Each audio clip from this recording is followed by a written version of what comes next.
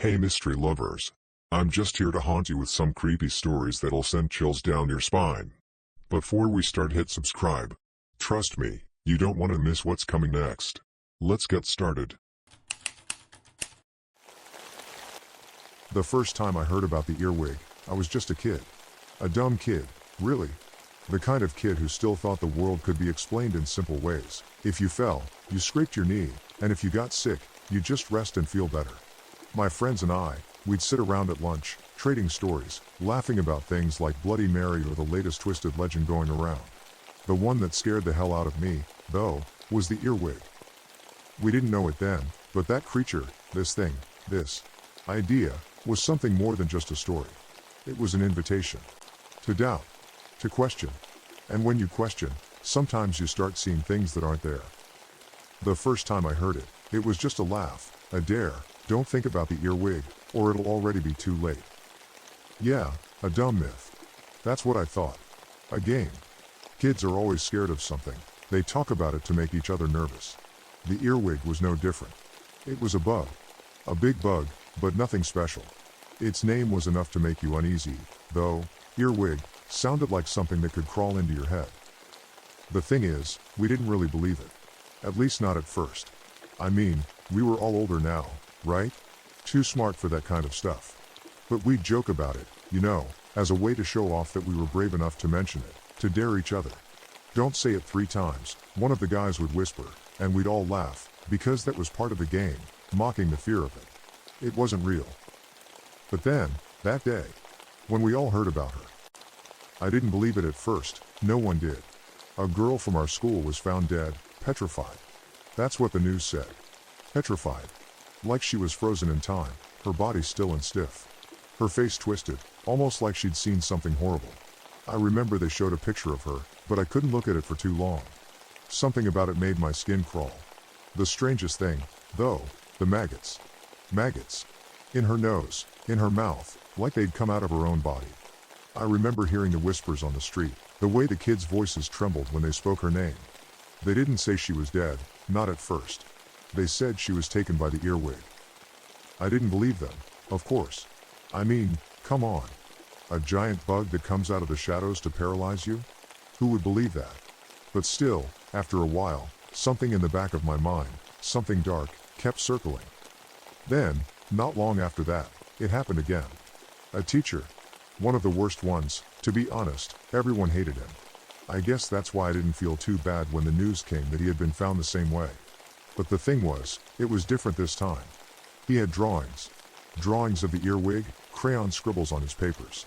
Kids, our classmates, had been leaving them for him, shoving them into his mailbox, into his desk. Here's a picture of your earwig, mister. He probably thought it was some prank, something harmless. I think we all did. Until we didn't. I don't know what really happened. The police said it could have been some medical condition, maybe even poisoning, but I don't know. I saw the way the teachers looked at each other when they talked about it, how the parents acted like they were afraid. Afraid of what? What could possibly be more terrifying than the idea that this earwig, was real? But we couldn't talk about it. Not out loud. The kids stopped joking about it. They stopped laughing, stopped daring each other to say its name. It was like, no one wanted to talk about it anymore. The more we did, the more it seemed to be lurking, ready to crawl out from under your bed or from behind your closet door. And that's the thing, isn't it? It wasn't about seeing the earwig in one place. It was about knowing it could always be somewhere, right there, watching you. Then, one afternoon, I was playing outside with my friends, and we, just like the kids always did, we were messing around, drawing things on the sidewalk with chalk. This time, it was just a joke, just a quick sketch to mess with someone. One of the boys drew part of the word, just the E and the A before he could finish. His father came running out of the house. I don't even remember seeing him move. He just pounced. He grabbed his kid, yanked him off the ground, and kicked the chalk across the street like it was a fire. His face was pale, his eyes wild, and the look he gave us. It was as if the whole town had just been hit with a cold, sharp realization. You know how it feels when something is wrong but no one says it? It's like your whole body goes cold, and your brain refuses to understand what just happened. I didn't realize it at the time, but that moment is when I started to feel it.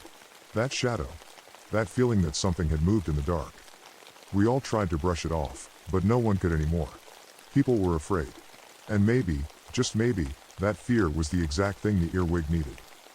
We talked about it so much that the earwig didn't just stay in our heads anymore.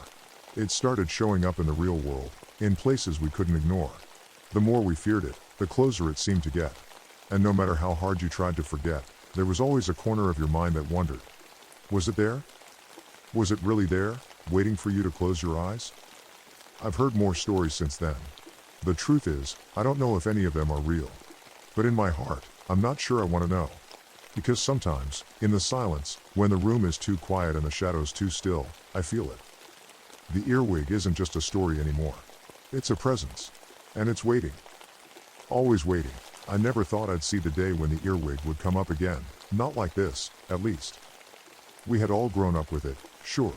It was the kind of thing you whispered about in the dark, in between cracked windows and flickering streetlights, as a way to test your courage.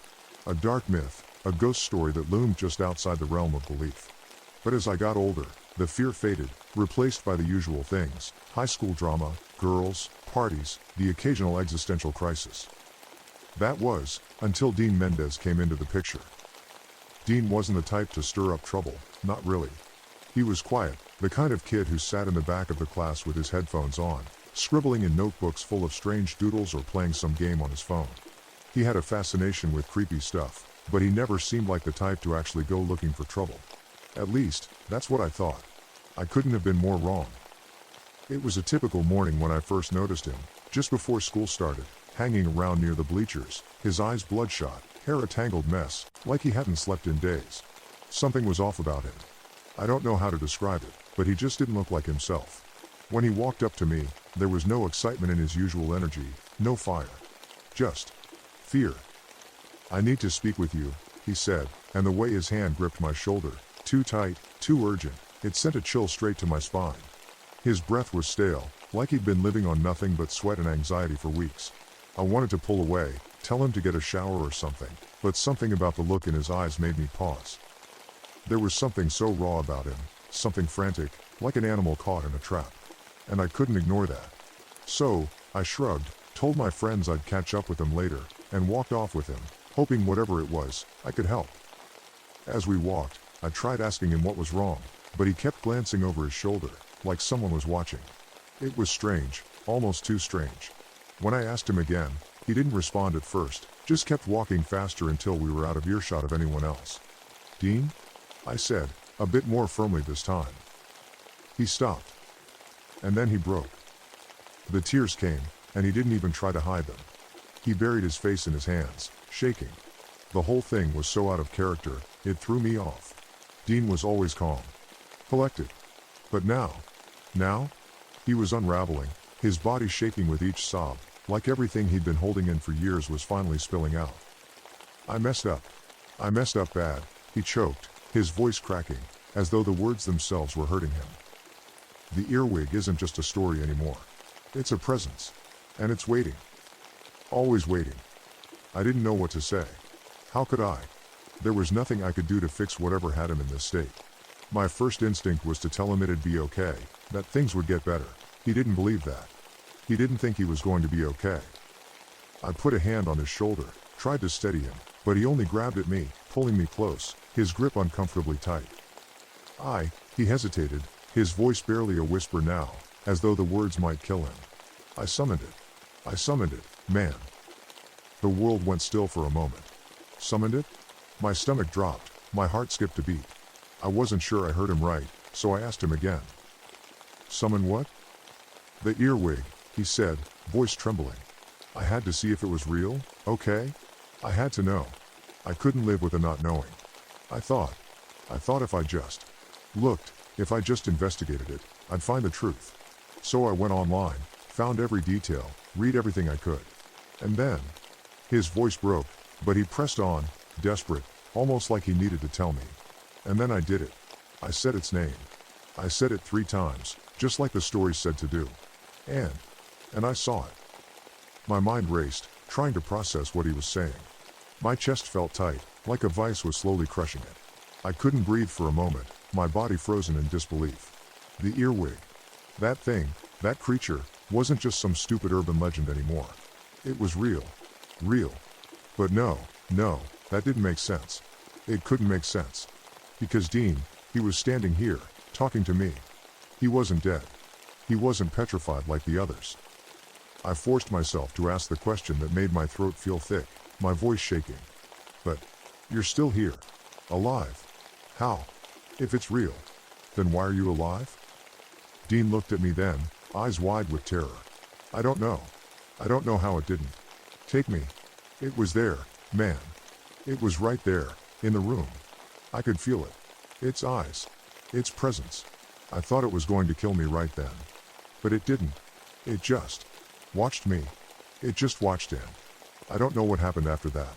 I couldn't sleep, couldn't eat. It's been following me, man. I can feel it. But I don't know why I'm still here. Maybe it's waiting. Maybe it's just playing with me.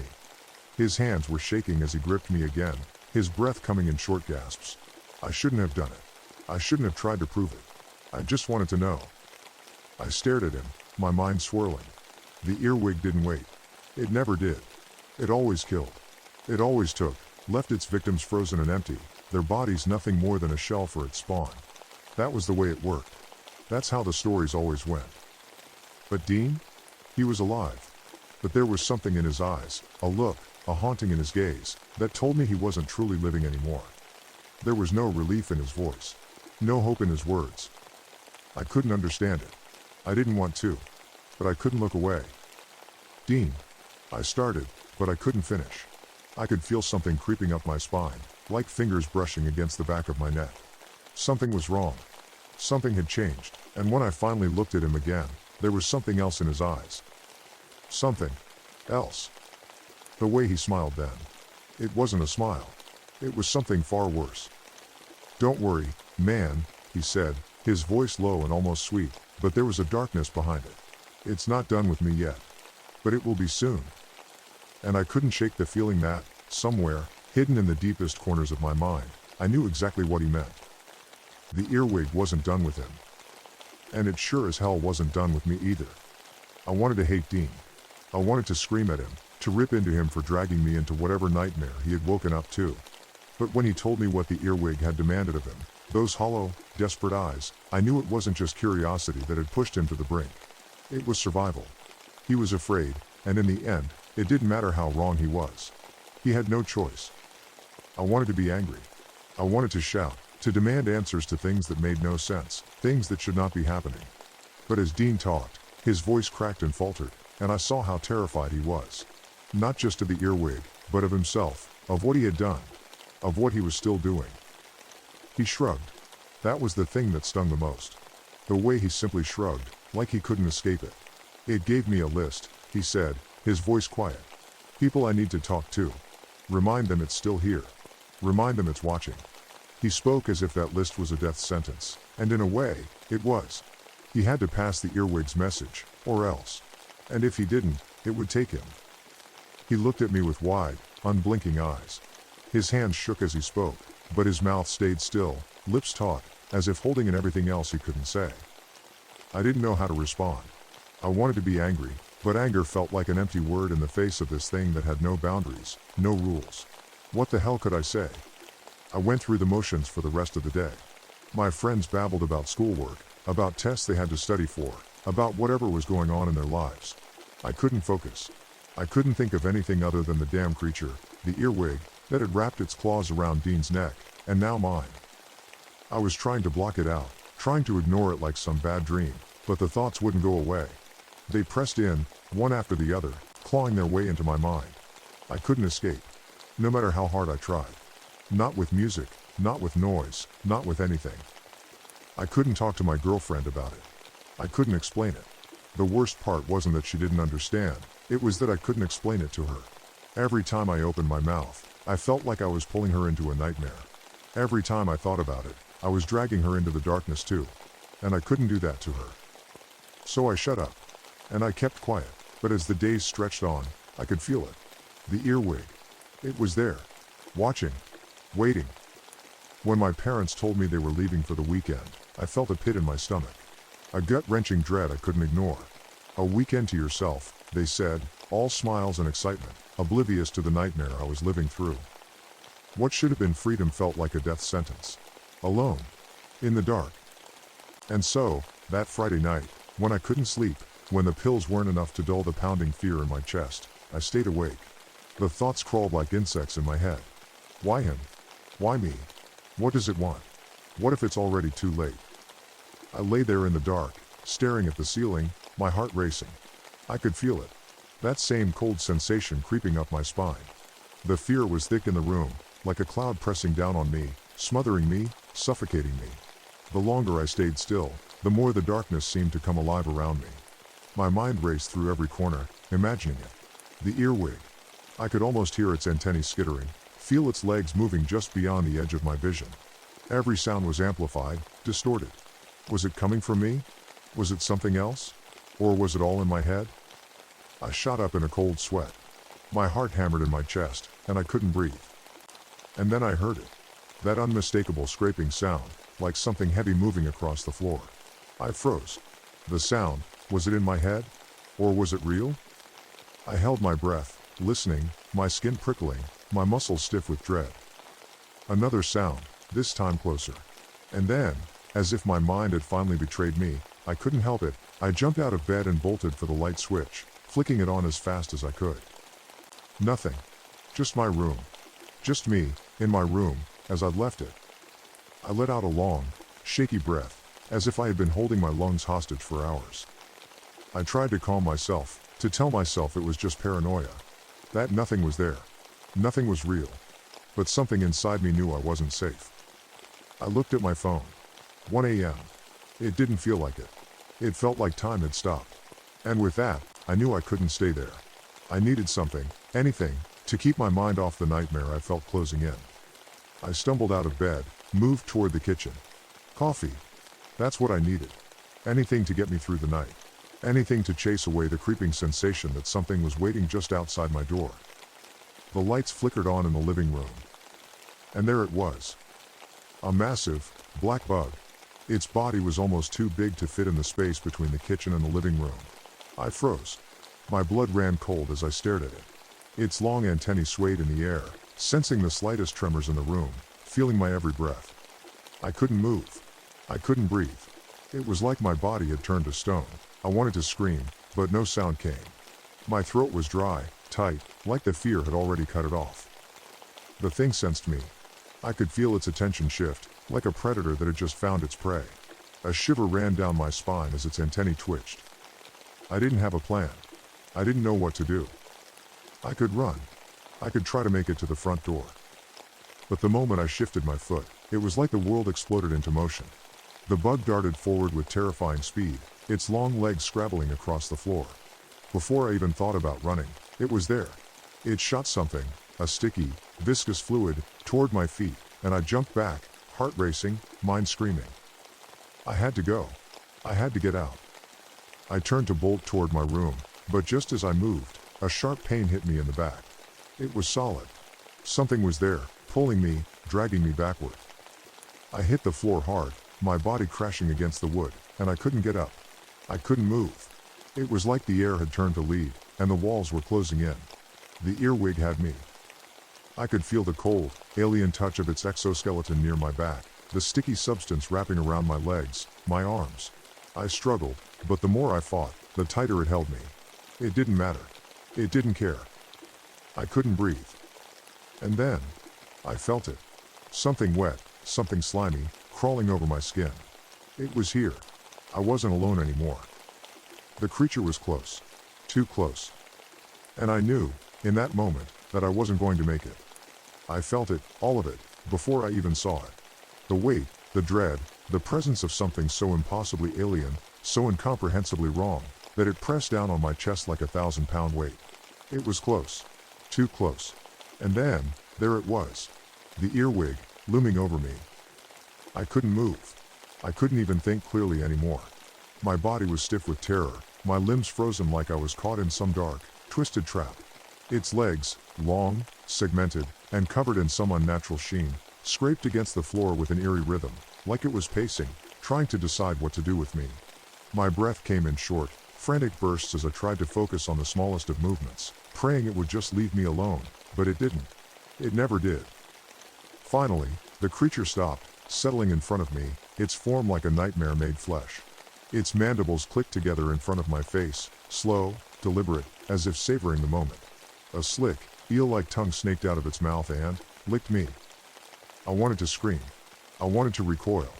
But my body betrayed me, locking up tighter than before. Tears pricked at my eyes, but I could do nothing but stare into the thing's cold, unblinking gaze. It was then that something even worse happened. The creature pulled back slightly, raising up onto its rear legs like some grotesque insect deity, before revealing that thing, that horrible, gaping hole in its body, surrounded by teeth, festering with some unholy mucus that clung to it like a shroud.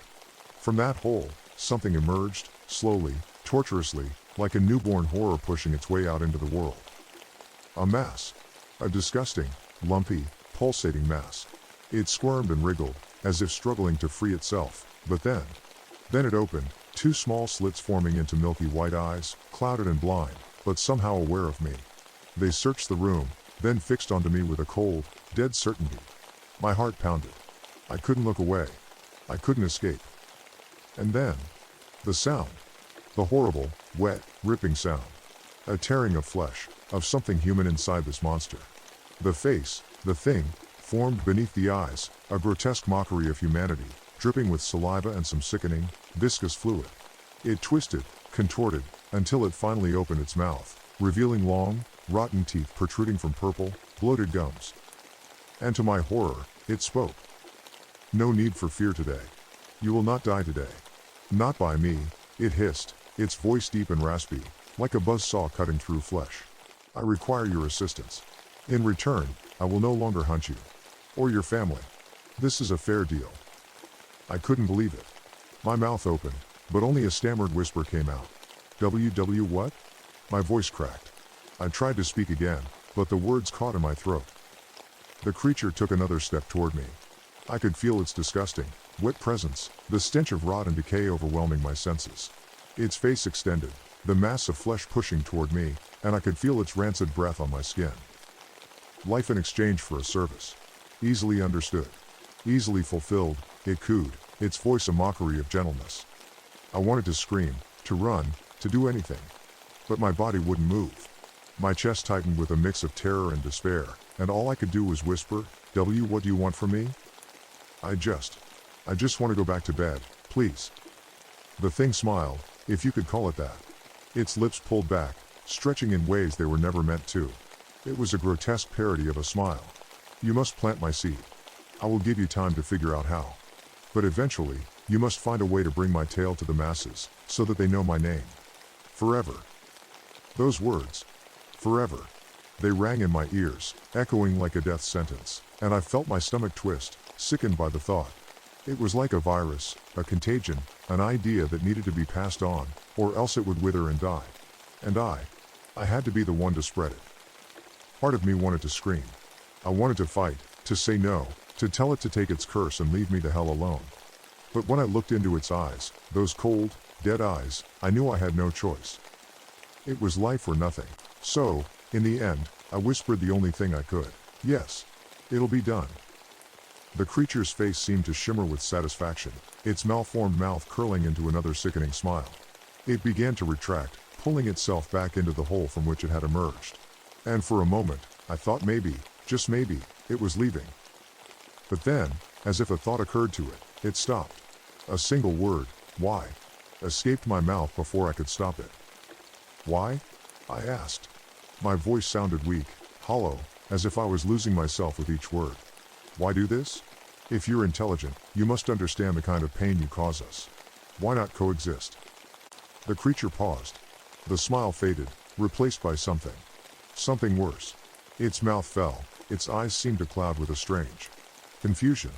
And then, it spoke again. The words dripped with venom. Why does the spider eat the fly? Why does the lion hunt the antelope? Why do humans slaughter the pigs? The fish? Each other? It's in their nature. I felt my heart twist, my chest tighten. It wasn't answering my question. It wasn't even trying. It was just rationalizing. Aren't our lives more important than nature? I cried out, the words tumbling out before I could stop them. When we kill, it's only to preserve ourselves. What you do to us is beyond that. The creature's eyes narrowed. It spat toward me, a sickening glob of mucus that sizzled as it hit the ground. How selfish to think self-preservation is only for you. I feed to sustain myself. You shift ecosystems and make entire species go extinct to sustain your vanity. Surely you understand the pain you cause as well as I. It wrapped itself around me then, its many legs, sharp and spiny, poking into my skin, digging into me like 1,000 tiny daggers. It was like being trapped in a nightmare I couldn't escape. The difference, it hissed, its breath foul and heavy against my neck, is that this time, you're the one being hunted. I could feel the sting then, a sharp needle-like sensation pressing against the back of my neck. I braced for the inevitable, waiting for the poison to course through my veins. I clenched my eyes shut, bracing for the agony. But it never came. I opened my eyes, slowly, cautiously, only to find the creature had gone. Vanished, as if it had never been there at all. I was left, alone, on the cold floor of my living room, shaking and gasping for breath. But I wasn't free. Not really. The fear had found a home inside me. It lodged deep, taking root in my mind, my thoughts. And there, it festered. I spent the next few years in a daze, trying to figure out what to do. The weight of that decision, the guilt, the fear, it never left. I thought about it every day. And when the opportunity came to write, to put my thoughts down on paper, I seized it. Maybe it was an attempt at redemption, at finding an outlet for the guilt I couldn't shake. And now, I'm here, writing this, warning you, because I know what's coming. I don't know if I can live with myself, but I do know one thing. The earwig is still out there, and it will always find a way to spread. The only choice we have now is how far it goes. Please, heed my warning. Ignore the whispers. Ignore the name. Do whatever you can to forget it. Because if you don't, then you'll be next. And when it comes for you, there will be no escaping it. And that's it for today's story. But you know, the mysteries we uncover? They never really end, they linger, don't they? Waiting. Hiding. In the shadows. If you enjoyed this journey into the unknown, go ahead, hit subscribe, because trust me, you don't want to miss the next tale, the one that might just keep you up at night. Until then, stay curious, stay cautious, and hey, never stop questioning the world around you. See you in the next one.